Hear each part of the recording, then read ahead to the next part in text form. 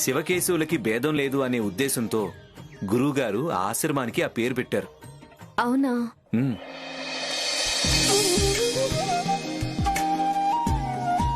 మీ బట్టలు సర్దేశానండి.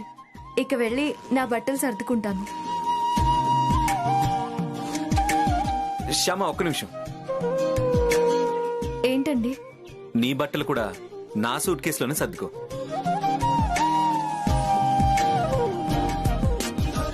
ఎందుకండి? నావి నా బ్యాగ్ లో సర్దుకుంటాను. అక్కడ ఆశ్రమంలో ఎవరి పనులు వాళ్లే చేసుకోవాలి, ఎవరి లగేజ్ వాళ్లే మొయ్యాలి. నువ్వు సపరేట్ గా బ్యాగ్ తెచ్చుకుంటే నీ బ్యాగ్ మోయడం నీకు కష్టం అవుతుంది. అందుకే నా సూట్ కేసులో పెట్టమంటున్నాను. అయితే నా బట్టలు కూడా ఈ సూట్ కేసులోనే సర్దేస్తానండి. కానీ దీన్ని మాత్రం నేనే మోస్తాను. అరే, నీ ఒక్కదాని లగేజ్ నువ్వు మోయలేవని చెప్తుంటే నా లగేజ్ కూడా కలిపి మోస్తానంటావేంటి? అయినా ఇలాంటి బరువులు మోయడం భర్తగా నా బాధ్యత. నా బాధ్యతలు మీరు మోస్తున్నారు కదా, అందుకే ఈసారి మీ బాధ్యతల్ని నేను మోస్తానులేండి.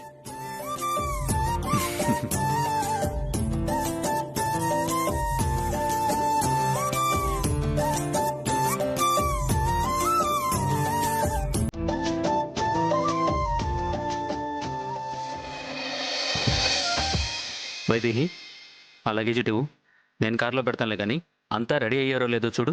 అలాగేనండి.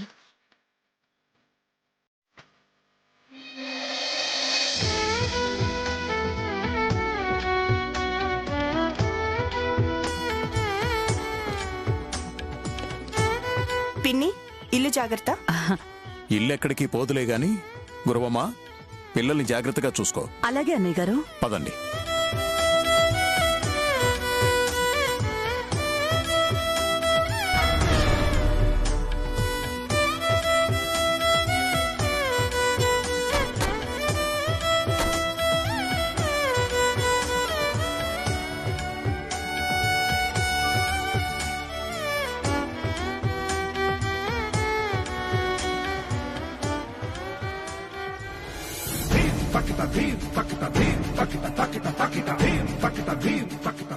నన్ను ఇంటి కాపలా పెట్టి వెళ్తారా? చెప్తా.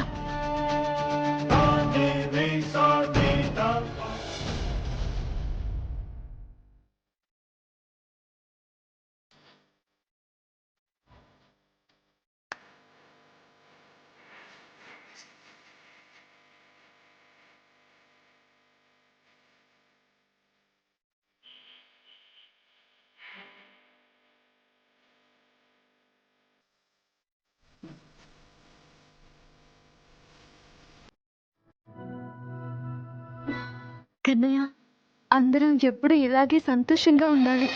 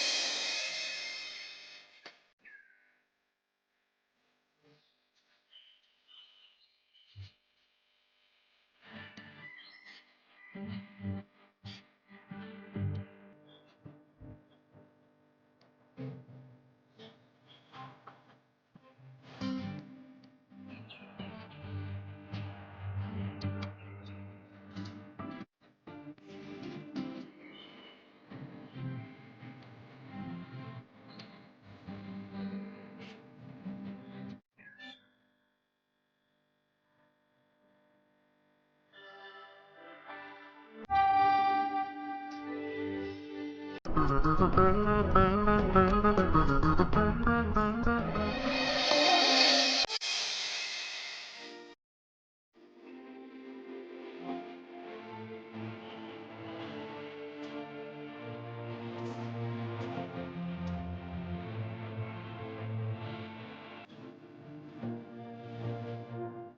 శ్రమ ఆగా? రా వెళ్దాం. అంటే అక్క, నేను కన్నయ్య కోసం చిన్న కానుక తెచ్చాను. కన్నయ్య కోసం కానుక తేవడం ఏంటి? ఇక్కడ నీ కన్నయ్య లేడు కదా. ఆ విష్ణుమూర్తి కదా అక్క కన్నయ్య. కన్నయ్య కోసం తెచ్చింది ఆ విష్ణుమూర్తికి ఇస్తాను. ఇదిగో, ఇలా మూటలు తెచ్చి పెట్టడానికి ఇది మన ఇల్లు కాదు, ఆశ్రమం. ఇలాంటి పిచ్చి పిచ్చి పనులు చేస్తే గురువు గారికి కోపం వస్తుంది. పద. ఆగండి.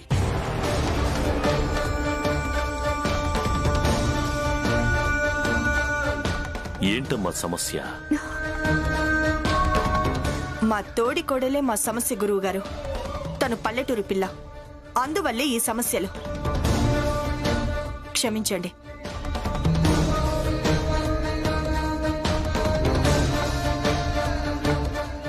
ఏంటమ్మా ఆ మూటలో ఏముంది? ఆ, కన్నయ్య కోసం కన్నయ్యకి ఇష్టమైంది తెచ్చాను గురువుగారు.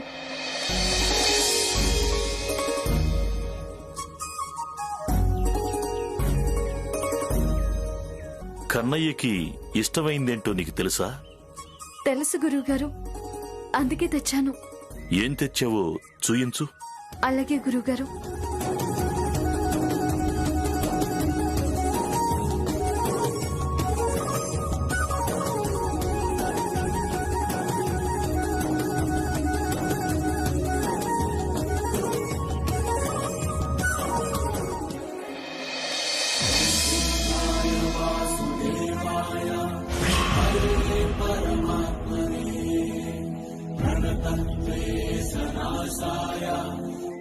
ఇది చాలా ఎక్స్ట్రాల్ చేస్తుంది. గురువు గారికి కోపం వచ్చి ఫుల్ గా కోటింగ్ ఇస్తారేమో. శ్రీమన్నారాయణ.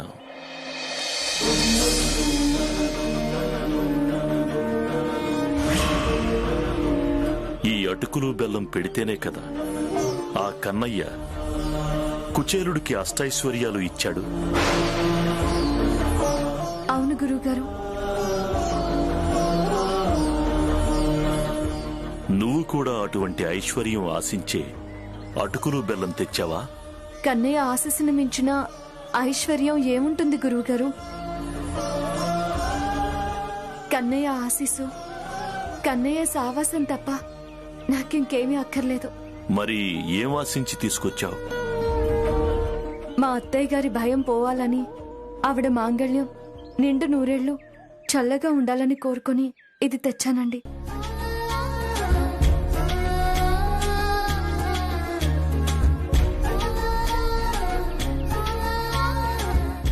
కన్నయ్య పట్ల నీకున్న అచంచలమైన భక్తే నీకు శ్రీరామ రక్షమ్మ.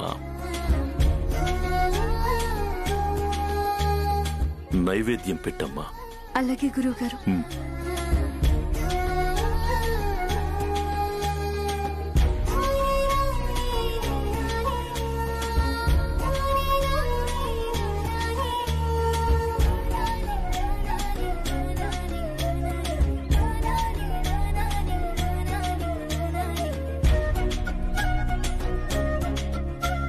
వెళ్ళిరండి.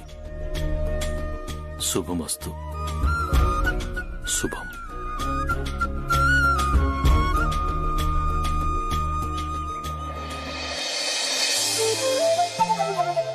నారాయణ, శ్రీమన్నారాయణ, కృష్ణావతారంలో కుచేలుడు పెట్టిన అటుకుల రుచి గుర్తొచ్చిందా తండ్రి?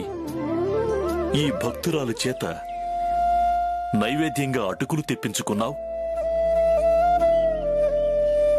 ఆరగించు స్వామి, ఆరగించు. ఓం శ్రీమన్నారాయణ.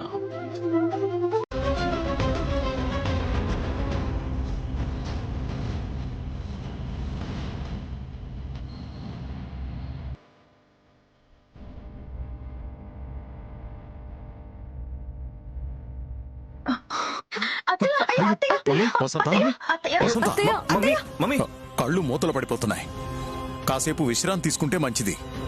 అత్తయ్య రూమ్కెళ్ళి విశ్రాంతి తీసుకుందు గాని పద. వద్దండి, నాకు ఏ విశ్రాంతి వద్దు. తెల్లారేసరికల్లా ఈ గిన్నె నిండా నేను గంధం తీయాల్సిందే.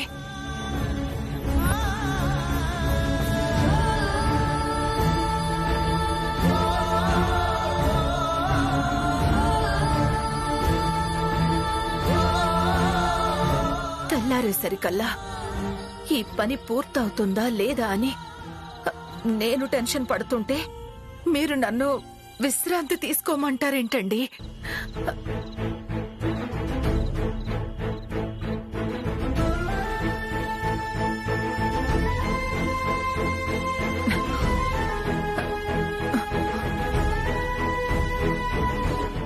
మమ్మీ మమ్మీ వసంత వసంత మమ్మీ నువ్వు ఇలా చాలా టెన్షన్ పడ్డం వల్ల నీకు బీపీ పెరిగిపోయినట్టుంది. చేతులు చూడు ఎలా వణికిపోతున్నాయో. నా మాట విను మమ్మీ, కాసేపు రెస్ట్ తీసుకో మమ్మీ. వద్దు, నాకు ఏ రెస్ట్ వద్దు. మీ అమ్మ అలాగే అంటుంది కానీ రూముకి తీసుకెళ్దాం పదండి. కాసేపు రెస్ట్ తీసుకుని వస్తుంది. లే మమ్మీ. నాన్న వద్దు. వసంత మమ్మీ లే మమ్మీ. లే మమ్మీ వద్దు. మెల్లిగా పద. పద మమ్మీ వద్దు నాన్న. పద.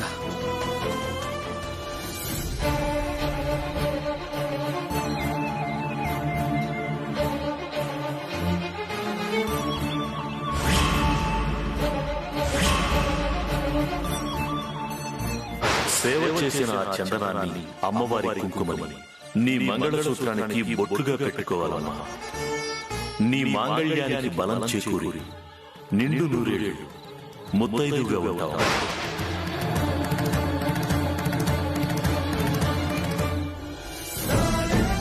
రా వసంత రా. మెల్లిగా మమ్మీ అయ్యో కూర్చో. వద్దు నాన్న. కూర్చో. కొద్దిసేపు రెస్ట్ తీసుకుని తీద్దుగానిలే వసంత.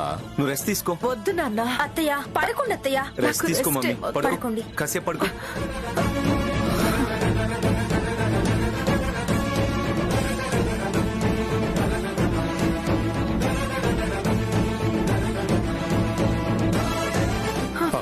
నేను గంధం మమ్మీ. తీయాలి. వసంత అయ్యో అత్తయ్య వద్దు మమ్మీ, ముందు టాబ్లెట్ వేసుకో. లేదు నాన్న, వద్దు నాన్న. నాకు ఏ టాబ్లెట్ వద్దు. నేను వెళ్ళి గంధం తీయాలి. అయ్యో తీద్దు గాని మమ్మీ, ముందు టాబ్లెట్ వేసుకో ప్లీజ్. నాకొద్దు ఇదిగో నాన్న. మమ్మీ పట్టుకో. ఈ టాబ్లెట్ వేసుకో మమ్మీ ప్లీజ్. ఇదిగో వేసుకోండి అత్తయ్య, వేసుకో మమ్మీ. వేసుకోండి.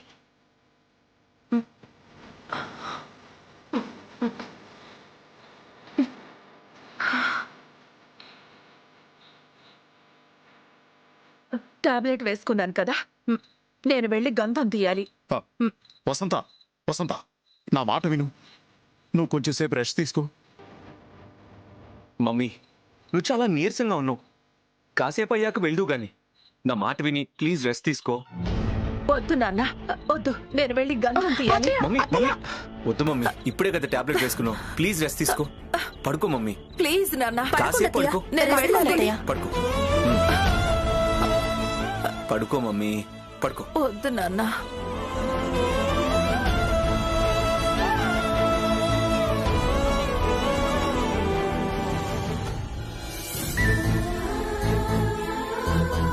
అత్తయ్య గారి మాంగళ్య బలం కోసం మొదలుపెట్టిన ఈ కార్యక్రమం ఆగిపోకూడదు. అత్తయ్య గారి బదులు నేను గంధం తీస్తాను. రేపు చందనం సేవ జరిగేలా చూస్తాను.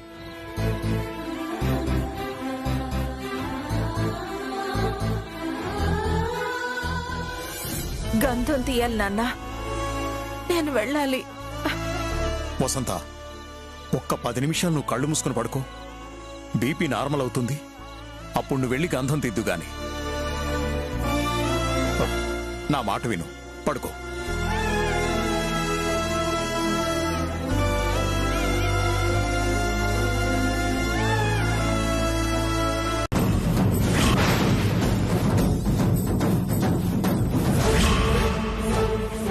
అందులోనూ అత్తయ్య మాంగళ్య బలం కోసం చేస్తున్న చందన సేవ ఇది.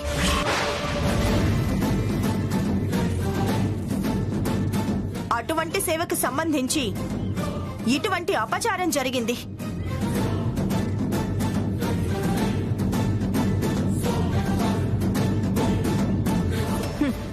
ఏంటో కర్మ.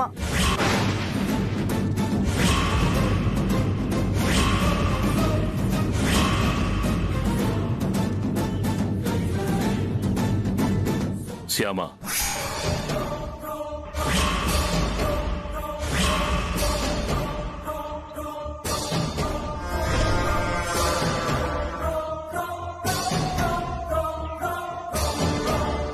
చందన సేవకు గంధం తీయటం పూర్తిగా మీ అత్తగారు చేయాల్సిన పని అని నేను ప్రత్యేకంగా చెప్పాను కదా.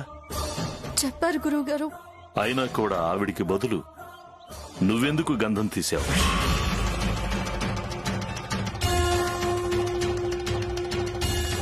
అలా గంధం తీసే హక్కు నీకెక్కడది?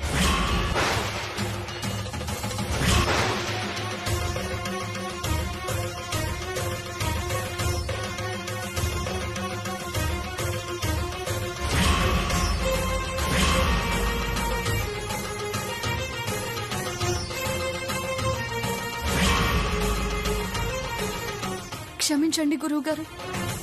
మీ మాట కాదనాలను, నాకేదో హక్కుందను నేను ఆ గంధం తీయలేదు. అది నా బాధ్యత అనుకుని అలా చేశాను. అత్తయ్య గారి మాంగళ్య బలం కోసం చేస్తున్న ఈ చందన సేవ కార్యక్రమం నిర్విఘ్నంగా పూర్తి చేయడం ఆవిడ కోడలిగా నా బాధ్యత అనుకున్నాను.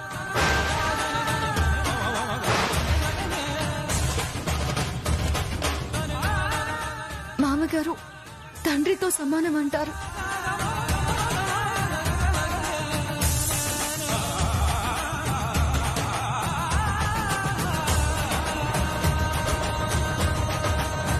తండ్రికి ఏదైనా గండం ఉన్నప్పుడు ఆ గండం పోగొట్టడానికి కూతురు ఎలా పూజలు చేయొచ్చో అలా మామయ్య గారి గండం గట్టెక్కించడానికి కోడలిగా నేను అలా చేయడం నా బాధ్యత అనుకున్నాను.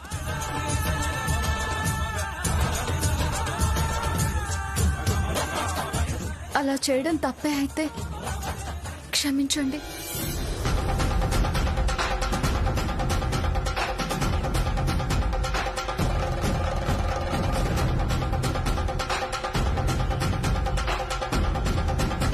లేదమ్మా, నువ్వే తప్పు చేయలేదు.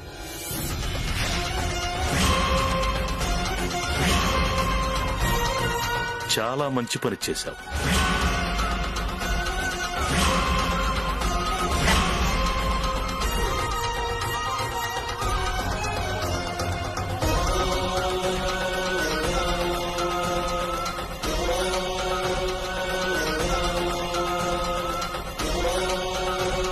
మీ అత్తగారి మాంగళ్య బలం వృద్ధి చేయడం కోసం నువ్వు సాయశక్తులా ప్రయత్నం చేశావు.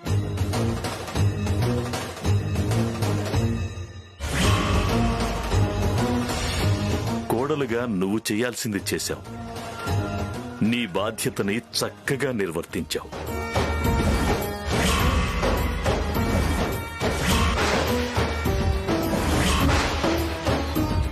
ఇదంతా నువ్వు తెలిసి చేశావా, తెలియగి చేసావా అనేది తెలుసుకోవడం కోసమే నిన్ను అలా ప్రశ్నించానమ్మా, అంతే.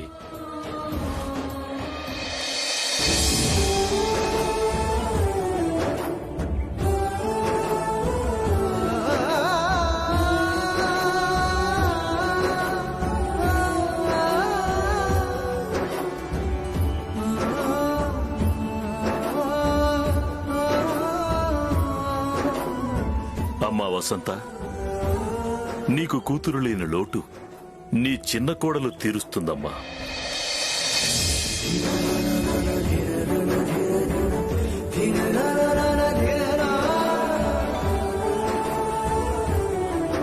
రండి, చందన సేవ ప్రారంభిద్దాం.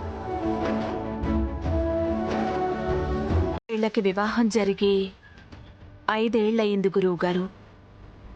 కానీ ఇంతవరకు వాళ్ళకి సంతానం కలగలేదు.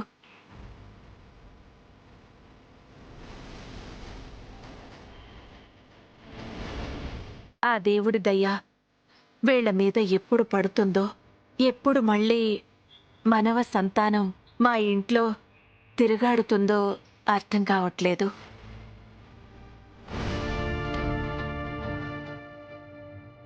సప్తమం దైవికం అంటారు. ఏ కార్యంలో అయినా 6 వంతులు మానవ ప్రయత్నం ఉంటే 7వ వంతుగా ఆ దేవుని ఆశీర్వాదం ఉంటుంది.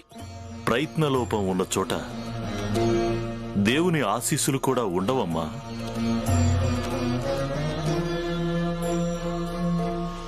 మనసా వాచా కర్మణ సంతానాన్ని కోరుకుంటూ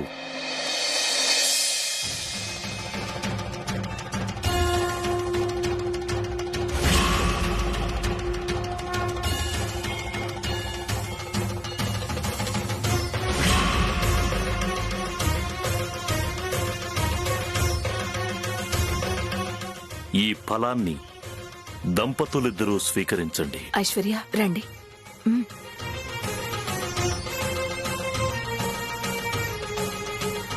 సత్సంతానం కలుగుతుంది. కళ్ళకద్దుకోమ్మా.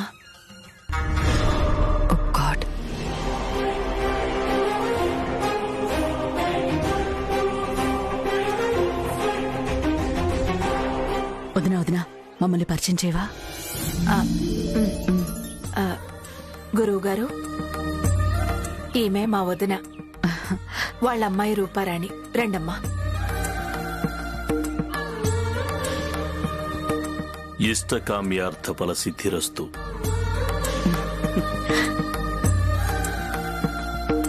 మీరు కోరుకునేది జరగాలి అని ఆశీర్వదించాను కదా అని అర్హతకు మించి ఏదీ కోరుకోకూడదు. ఆస్తి అంతస్తులైనా, పేరు ప్రఖ్యాతులైనా ఏవైనా సరే అర్హతకు మించి వచ్చాయి అంటే అవి ఖచ్చితంగా ఏదో ఒకరోజు పోతాయి అని అర్థం.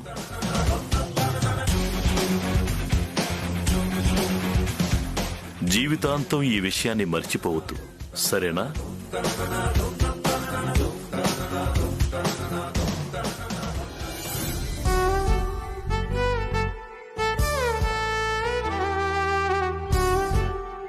గురువుగారు, ఇక మాకు సెలవిప్పిస్తారా?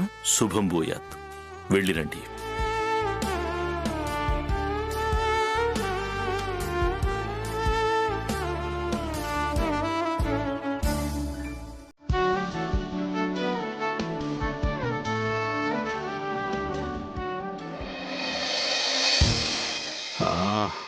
ఏంటి అఖిల్ వాళ్ళు ఇంకా రాలేదు?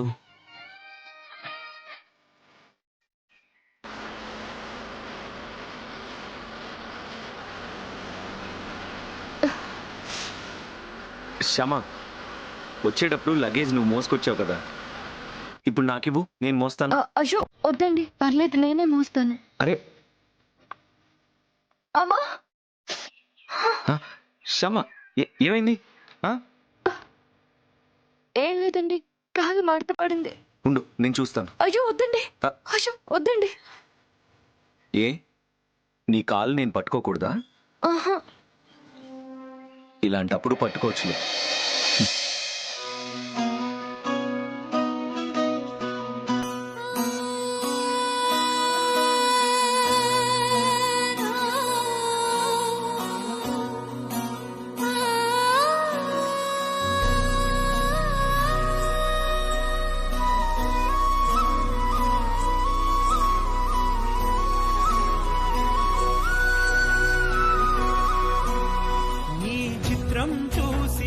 చిత్తం చెదిరినే చిత్తరువైతిరయ్యో,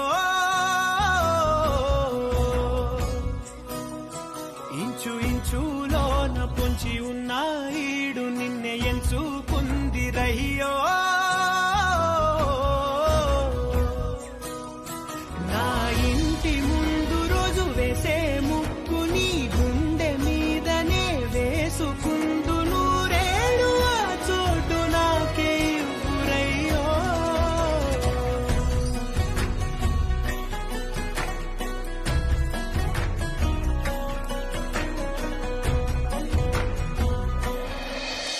ఇప్పుడు ఎలా ఉంది? పర్లేదండి. మీరు నాకు హెల్ప్ చేయాలి. నేనేం చెయ్యాలి బాబు? చేస్తానని మాటిస్తేనే అడుగుతాను. నువ్వు అడగటం నేను చెయ్యకపోవడమా? తప్పకుండా చేస్తాను. Thank you very much. ఇంతకీ నేనేం హెల్ప్ చేయాలి అదడుగు. 1 minute. శ్యామా, శ్యామా,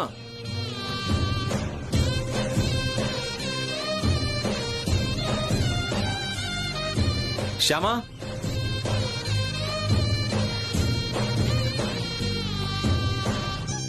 ఏంటండి? నిన్న నువ్వు నాకొక మాట ఇచ్చావు, నేనేది చెప్తే అది చేస్తాను అని. అవునా? అవునండి. ఇప్పుడు గురువమ్మ గారు కూడా నాకు మాటిచ్చారు, నేను అడిగింది చేస్తాను అని. సో ఇప్పుడు మీరిద్దరూ మీ మీ మాటల మీద నిలబడాలి.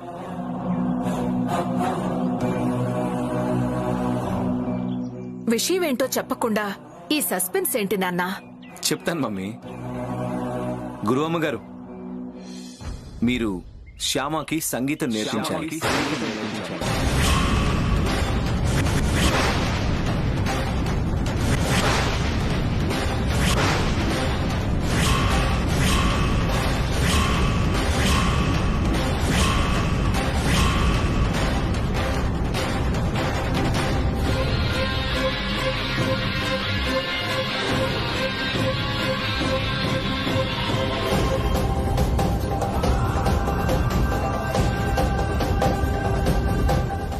ఏంటఖిల్, నేను శ్యామకి సంగీతం నేర్పించాలా?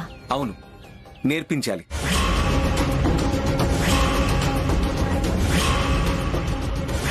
ఇప్పుడు ఇవిడి గారికి సంగీతం అంత అవసరమా?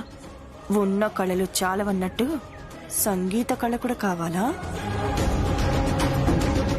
మీరు శ్యామకి సంగీతం నేర్పించి మీ రూపారాణి అంత సింగర్ కాకపోయినా ఓ రేంజ్ సింగర్ గా తనని తయారు చేయాలి.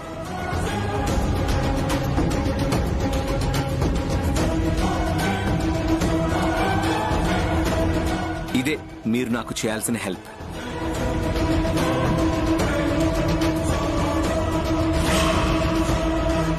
నేను దీనికి సంగీతం నేర్పించటమేంటో కర్మ. ఇదేంటి అఖిల్ బాబు నన్ను సంగీతం నేర్చుకోమంటున్నారు? నేను పాడడం మొదలు పెడితే అచ్చం రూపారాణి గొంతులా ఉందేంటి అని అందరికీ అనుమానం వస్తుంది కదా. అలా అని నేను నేర్చుకోను అని చెప్తే అఖిల్ బాబు గారు ఏమంటారు? ఇప్పుడేం చేయాలి?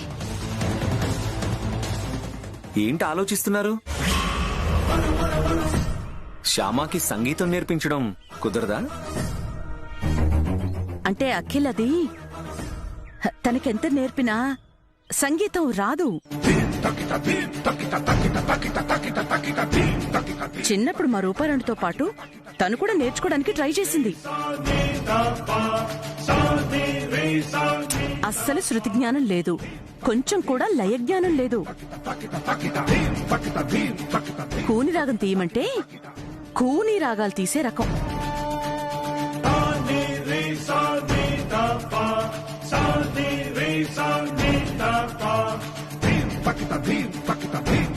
సంగీతానికి రాళ్లు కరిగి నీళ్లవుతాయి అంటారు కదా, కానీ మా శ్యామ పాడితే నీళ్లు గడ్డ కట్టి రాళ్లైపోతాయి. సో శ్యామ పాట పాడితే నీళ్లు గడ్డకట్టి రాళ్లైపోతాయి. అవును బాబు, రాళ్లైపోతాయి. అలాంటి రాళ్లను రత్నాలుగా మారిస్తేనే కదా మీలాంటి గురువు విలువ నలుగురికి తెలిసేది. రాయిలాంటి శ్యామని మీరు రత్నంలా మారుస్తారన్న నమ్మకం నాకుంది. మీరు ఖచ్చితంగా శ్యామని మంచి సింగర్ గా తయారు చేయగలరు.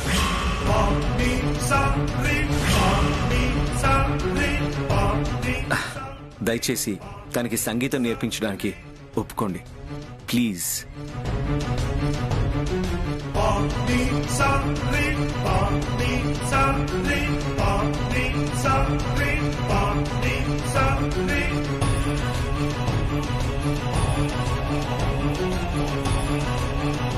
అలాగే అఖిల్, నేర్పిస్తాను.